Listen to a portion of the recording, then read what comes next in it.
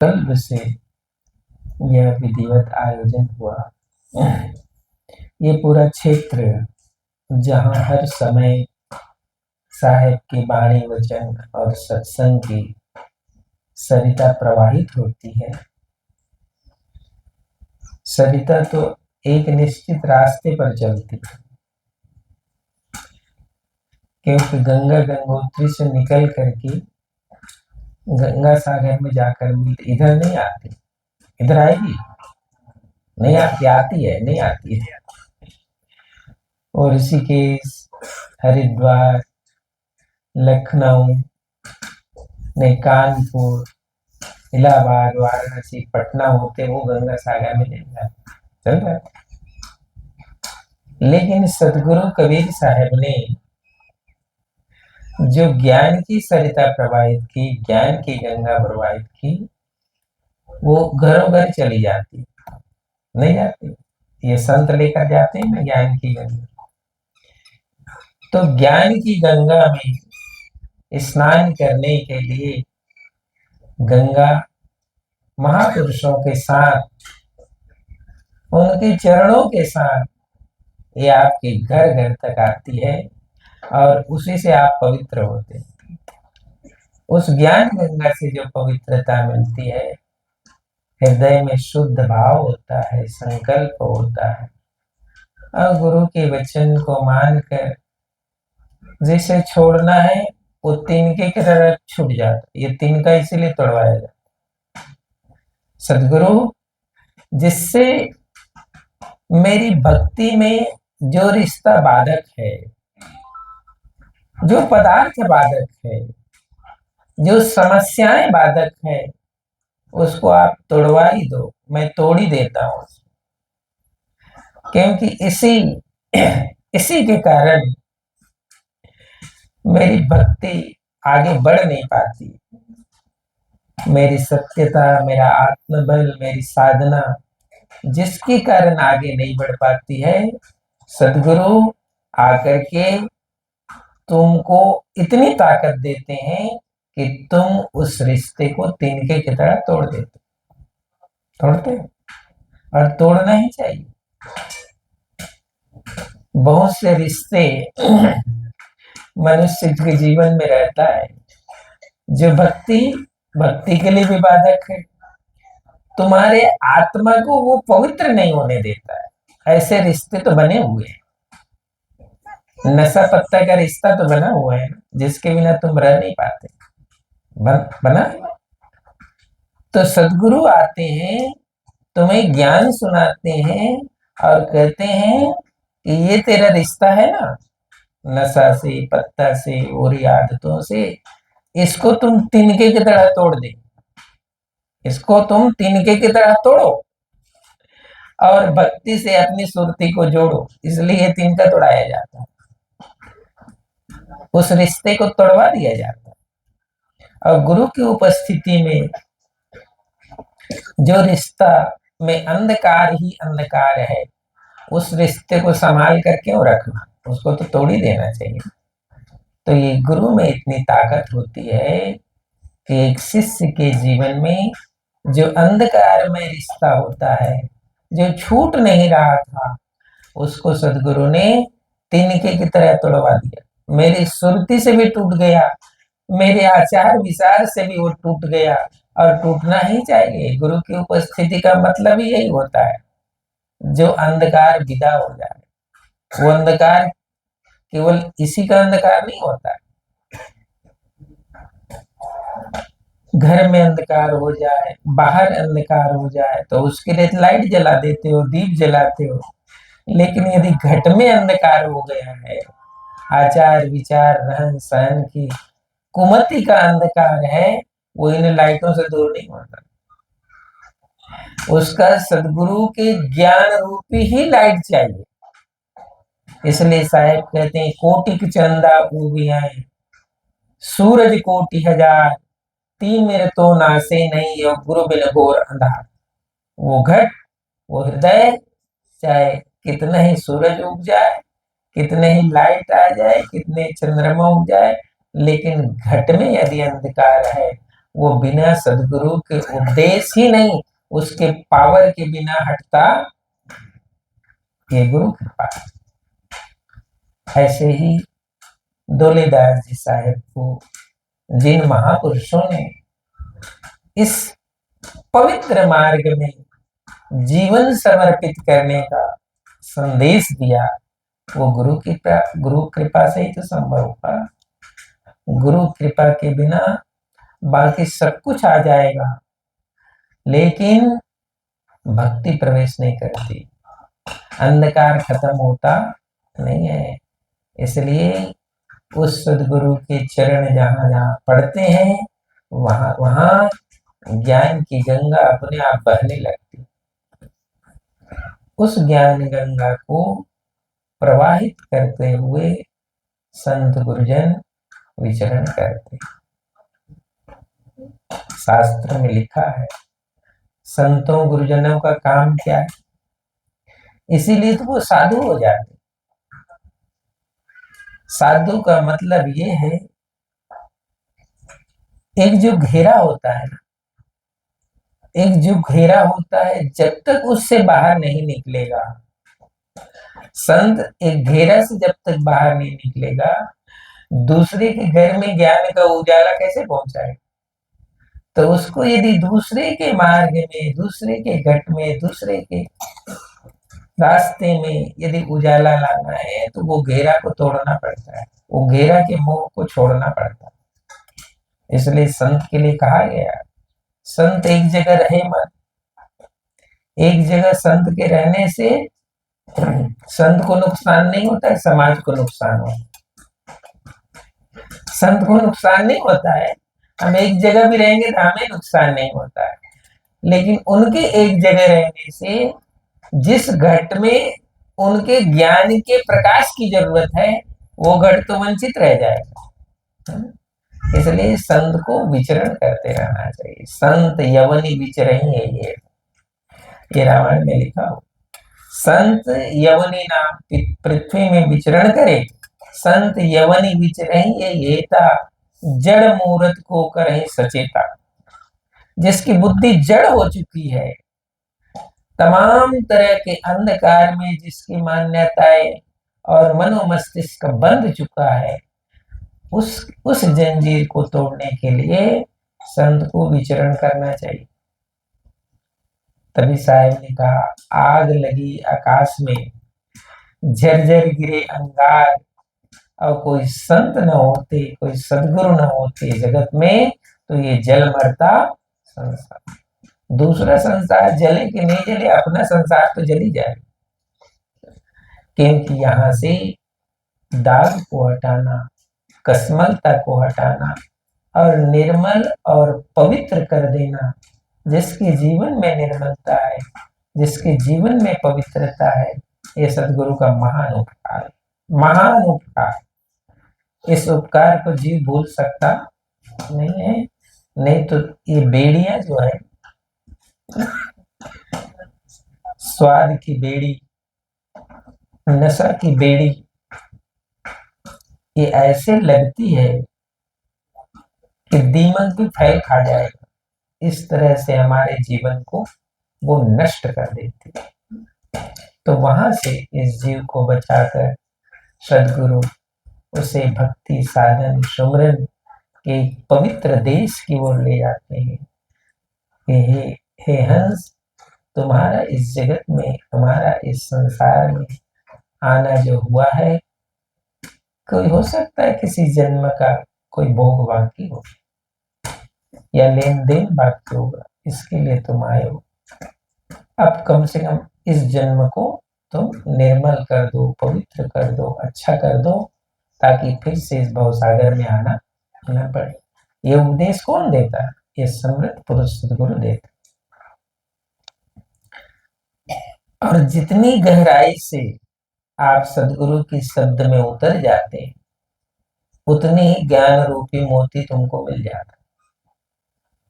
वो गहराई में उतरना पड़ता, और सब कुछ को मन से, चित्त से हटा के उतरना पड़ता है। इसलिए साहब कहते हैं, प्रेम गली अति सांकरी, या में दो न समान। ये सदगुरु की भक्ति प्रेम की गली है, प्रेम का मार्ग है। और ऐसा प्रेम का मार्ग है जहां दो तो चल नहीं सकते, चलना अकेले को पड़ता। प्रेम गली अति सागरी, तामे दो न समान। जब मैं था तब हरि नहीं, अब हरि है मैं नाम। प्रेम गली अति सागरी, तामे दो न, ये दो होकर नहीं जाएगा। वो शुद्ध पवित्र और अकेले होकर वो यात्रा करनी पड़ती है, हंस बनकर यात्रा करनी पड़ती है। तो ये जो कृपा गुरुजनों की, महापुरुषों की किसी जीव पर हो, किसी साधक पर हो, वो जीवन को समझता है, जानता है, और वो वही ये अनुभव कर पाता है कि मेरे जीवन में ये सदगुरु की क्या महिमा है, क्या महत्व है, क्या साधन है, क्या उसकी ऊंचाई है, वो वही साधक समझता है। तो इसलिए हमारे इस पंथ में, इस परंपरा में हर शिष्य और साधक को गुरु की आज्ञा, गुरु के उपदेश और गुरु की छत्र छाया में रहने का आदेश दिया जाता है कि गुरु के छत्र छाया में तुम रहोगे तो निश्चित रूप से नित खरसान लोह न छूटे, नित की गोष्ठी माया मोह टूटे। साहब कहते हैं नित खरसान में चढ़ते रहने से लोहे में जंग लगती नहीं है, जंग निकल जाती। ऐसे ही जिसका चित्त, जिसकी सुरती सदगुरु रूपी खरसान में चढ़ी रहती है, उसके चित्त में जंग लगती, विकार आता नहीं, वो चढ़ाए कर रखना पड़ता। गुल सिकलीगर कीजिए मन ही मस्कला हो। ऐसा साहब है। कैसे गुरु करना चाहिए? सिकलीगर, वो सिकलीगर का ही काम है। खरसान का काम है लोहे के जंग को उतार देना, सदगुरु का काम है इस जीव के जंग को उतारना। जीव के अंदर माया मोह अंधकार की जो जंग लग जाती है, उस जंग को सदगुरु उतार देता। इसलिए उसकी छत्र छाया में रहना पड़ता है, उसकी संगति में रहना पड़ता है, उसके समीप का लाभ लेना ही पड़ता है। और हर समय, इसलिए हर समय क्या है कि जब तक आपका मन इतना संकल्पशील, इसलिए हमारे यहाँ कहा जाता है किसी शिष्य को कुछ प्राप्त करना है तो गुरु के पास 12 साल रहे। 12 साल रहने से उसके मन इतना संकल्प पूर्ण हो जाता है कि जैसे कुम्हार घड़ा तो बना लेता है अच्छा, लेकिन जब तक उसको पकाएगा नहीं तब तक घड़े में कुछ परिवर्तन हो सकता है, और पकने के बाद परिवर्तन नहीं होता है। ऐसे ही गुरु के पास जब शिष्य 12 साल रह जाता है तो वो घड़े की तरह पक जाता है और घड़ा टूट जाएगा, लेकिन उसमें परिवर्तन हो सकता। ऐसे ही जो शिष्य गुरु के समीप 12 साल रह लेता है, उसके अंदर उसी तरह से परिपक्वता आ जाती है। उसको आप बदल सकते, क्योंकि वो सदगुरु के समीप रहते रहते हर संकल्प को पूरा कर लिया। ये महिमा और महत्व बताया गया, क्योंकि 12 साल की अवधि में रहते रहते उस सभी आदत आचरण रहन सहन को गुरु के उपदेश के अनुसार बना लेता और पक्का हो जाता, वो पक्का हो जाता। तो ये महिमा सदगुरु के शरण की है, ये महिमा सदगुरु के सामीप्य में रहने, समीप में रहने की। ये कबीर साहब के मार्ग की भक्ति है, कबीर साहब के मार्ग का ज्ञान है। और इसीलिए अभी हमारे मान विश्राम साहब कह रहे थे कि साल में 2-3 बार तो आ ही जाता हूँ और आना ही चाहिए। गुरु जागर गुरु की भक्ति नहीं, संत नहीं निजमान, तागर यम डेरा करे। साहब कहते हैं जिस घर में साधु गुरु का आना जाना बंद हो जाएगा तो संस्कार से शून्य हो जाएगा। वो घर ही शून्य नहीं होगा, घर शून्य होगा तो फिर घट शून्य हो जाएगा, मनुष्य के घट में शून्यता आ जाएगी। तो ये हमारे सदगुरु ने हम सभी को ये मार्ग दिया भक्ति का, सुमरन का, साधन का, और धीरे धीरे धीरे धीरे वे ही सुरती, वे ही लगन और वे ही भाव फिर सदगुरु के मार्ग पर, क्योंकि बहुत ऊंचाई है भक्ति निसेनी मुक्ति की। भक्ति ही निसेनी है, सीढ़ी है मुक्ति की। संत चढ़े कोई दाय, जिन जिन मन आलस किया वो जन्म जन्म पछता। तो उस उत्तम मार्ग की ओर ये सुरती चल रहती है, उस उत्तम मार्ग में ये सुरती निकल पड़ती है। जहां जाए फिर हंस न आए, भव सागर की धारा, संतों सो निज देश हमारा। वो हमारा मुकाम है।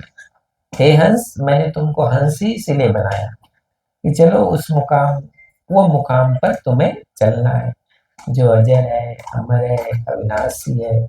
ऐसे जो सतपुरुष की भक्ति है, सतपुरुष का मुकाम है, वो उस हंस के लिए जिसने सदगुरु के चरणों में बैठकर काग गवन गति छोड़ के हंस गवन चलिया।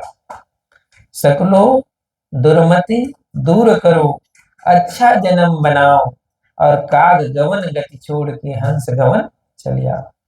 सकलो दुर्मति, सदगुरु के समीप रहते रहते अपने ही गिर पड़ी, समाप्त हो गई। ये दुर्मति सदगुरु के प्रताप से छूट गई। काग गवन, और काग का जो गवन था, मार्ग था, वो मैंने छोड़ दिया, अब हंस के मार्ग पर चल गई। क्योंकि मेरी आदत, आचरण, रहन सहन, खान पान सब हंस के प्रभाव में प्रभावित हो गए। और वही हंसों के लिए ही सदगुरु कहते हैं वो जो मुकाम है वो किसके लिए है? वो हंस के लिए। तो यहाँ सदगुरु की कृपा से जो जीव हंस के मार्ग पर आता है, हंस बन जाता है, साहिब कहते हैं मेरा मुकाम उसी के लिए है। वे ही हंस उस मुकाम को प्राप्त करते हैं। तो ये जो परिवार है वो हंसों का परिवार है, और हंस को ही मान सरोवर से प्रीति। हंसा पाए मान सरोवर, ताल तलैया क्यों डोले।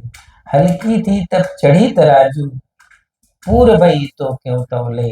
हंसा पाए मान सरोवर तो ताल तलैया। अभी साहब कह रहे थे क्या नाम हमारे विश्राम साहब, ये साहब को तो मानते हैं लेकिन ताल तलैया छूटा नहीं। ताल तलैया छूटा नहीं, वो क्यों नहीं छूटा है? ताल तलैया क्यों नहीं छूटा है? मान सरोवर का पता नहीं है, मान सरोवर की महिमा का पता नहीं है। सदगुरु के ज्ञान रूपी मान सरोवर की महिमा जिस दिन पता चल जाएगा, वो ताल तलैया अपने छूट जाएगा। तो जिसका ताल तलैया नहीं छूटा है, इसका मतलब है कि सदगुरु की महिमा को, सदगुरु के मान सरोवर को अभी जानना बाकी है। इसका सीधा सा मतलब यही है। तो साहब ने कहा हंसा पाए मान सरोवर। हंस जब मान सरोवर मुकाम को प्राप्त कर लिया या उसका भेद का उसे पता है, तो ताल तलैया में काहे के लिए बैठे? वो तो वही बैठ रहा है जिसको मान सरोवर का पता। सदगुरु मान सरोवर का भेद इस हंस को बताते हैं, ताल तलैया अपने छूट जाता। हल्की थी तब चढ़ी तराजू। साहब कहते हैं वो हल्की थी इसलिए बार बार तौलता है। पूर्व ही तो क्यों तौले, सदगुरु ने तो तुम्हें पूरा कर दिया, अब काहे के लिए तौल रहे। इसलिए धर्मदास गुरु हीरा पाए, बांध लिए निज चले। धर्मदास गुरु हीरा पाए, सदगुरु ने जब धर्मदास साहब को असली हीरा दिया, पहले धर्मदास साहब बनिया था तो वो हीरा जवाहरात भी बेचता था ना। वो जो हीरा जवाहरात है उसको बेचना ही पड़ता है, उसका काम ही है बेचने का। वो ले दो बेचो खरीदो, यही काम है। सदगुरु जब हीरा देते हैं तो वो बेचने के लिए नहीं देते हैं। सदगुरु का हीरा गांठ में गठियाले, गांठ में गठियाले। सदगुरु के हीरा को तो गांठ में गठियाना पड़ता है। तो सदगुरु साहब धर्मदास साहब को जब ज्ञान उपदेश मिला तो उसने अपने उसे हृदय रूपी गांठ में बांध लिया।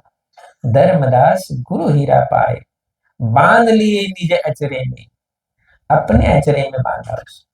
दूसरे हीरे जवाहरात को लाकर में बांधना पड़ता है, लाकर में रखना पड़ता है, लाकर में रखना पड़ता है। आज सदगुरु ने कृपा कर दी, धर्मदास साहेब पर इतनी कृपा हुई, आज सदगुरु से जो उसने हीरा पाया उसे लॉकर में नहीं रखा, उसने अपने निज अचरे में बांध लिया। तो जिसके निज अचरे में हीरा ही हीरा है, उसको काहे का फिक्र है, किस चीज का फिक्र है। अब उसको कोई फिक्र नहीं है, क्योंकि मेरे घट में ज्ञान का हीरा। सो सदगुरु के चरणों में बैठते बैठते एक बात और सुन लो, भक्ति की असली बात है, उसको सुनो। धन कमाना बहुत मेहनत लगती, मेहनत नहीं लगती। जो धन कमाते होंगे उसको ऐसे थोड़े धन आ जाते, रात दिन मेहनत करनी पड़े। कोई कला है तो उस कला को दिखाना पड़ता है, कोई हुनर है तो उसको दिखाओ। किसान रोज खेती में काम करता है, तब धन आता है, धन आता है। धन कमाने के लिए बहुत मेहनत करनी पड़ती। लेकिन एक बात जो असली है उसको सुनो, धन कमाने के लिए यदि 100 गुना तुम मेहनत करते हो तो धन से मुक्त होने के लिए 1000 गुना साधना चाहिए, तब तुम धन से मुक्त हो सकते। नहीं तो ये धन तेरे माथे पर बैठ जाएगा, जिसको तुमने कमाया वही तुम्हारे लिए जंजीर बन जाए। ये तो पता नहीं चलता है, ये सदगुरु के ज्ञान के बिना पता भी नहीं चलता है। 1000 गुना ज्यादा साधना चाहिए, 100 गुना ताकत लगाकर तुमने यदि धन अर्जित किया है तो 1000 गुना साधन करके उस धन से मुक्त होना इसी जन्म में। ये भक्ति का प्रताप है, ये गुरुजनों की कृपा का प्रताप है। इसलिए उस साधक को गुरु के ज्ञान और चरणों में रहना चाहिए कि साहेब मुझे उतनी ताकत दे देना कि मैं जिसे कमाया हूं वो बंधन न बन जाए, उससे मैं मुक्त हो जाऊं। समझे, मुक्त होना।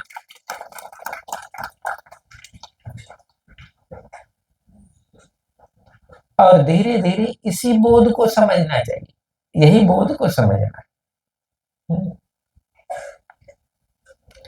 कैसे वो मुक्त हो, चित्त को मुक्त करो, दान करके मुक्त करो, कैसे भी मुक्त हो, लेकिन मुक्त होने का द्वार तुम्हें जानना चाहिए। नहीं तो लखनऊ का भूल भुलैया गया कर जाकर देखना, तुम उसमें घुस जाओगे ना तो निकल सकते, जो मार्ग जानता है वही तुमको निकाल सकता है। तो धन के जाल में तुम घुस तो गए, लेकिन निकलेगा कैसा उसमें। बिना सदगुरु के ज्ञान और कृपा के तुम उसमें से निकल सकते तो जिससे जिस द्वार को तुमने बनाया उसी द्वार से तुम नहीं निकल पा रहे हो, तो ये कैसा काम है, ये तो अनगढ़ काम हो गया। तो साहेब कहते हैं ये माया है, ये संसार है, सदगुरु की चाबी चाहिए, ज्ञान की चाबी चाहिए, भक्ति की चाबी चाहिए, साधना की चाबी चाहिए कि साहेब मैंने इतनी ताकत लेकर के ये संसार को खड़ा किया है, अब आप मुझे उतनी ताकत दो कि ये संसार का बंधन से मैं छूट जाऊं। इसके लिए भक्ति की जाती है, इसके लिए गुरु के पास बैठा जाता है, समझे। और इसी के लिए, इसी साधन को प्राप्त करने के लिए अभ्यास किया जाता है, सुमरन का अभ्यास, साधन का अभ्यास, त्याग का अभ्यास, परोपकार का अभ्यास, बिना किसी पीड़ा के, बिना किसी पीड़ा के, बिना किसी कष्ट के मुक्त होना, बिना किसी पीड़ा के, बिना किसी कष्ट के। इसलिए साहब ने कहा सहज ध्यान रहो, सहज ध्यान रहो, गुरु के वचन समाई हो, मैली सृष्टि चरा चित राखो, देखो दृष्टि लवलाई।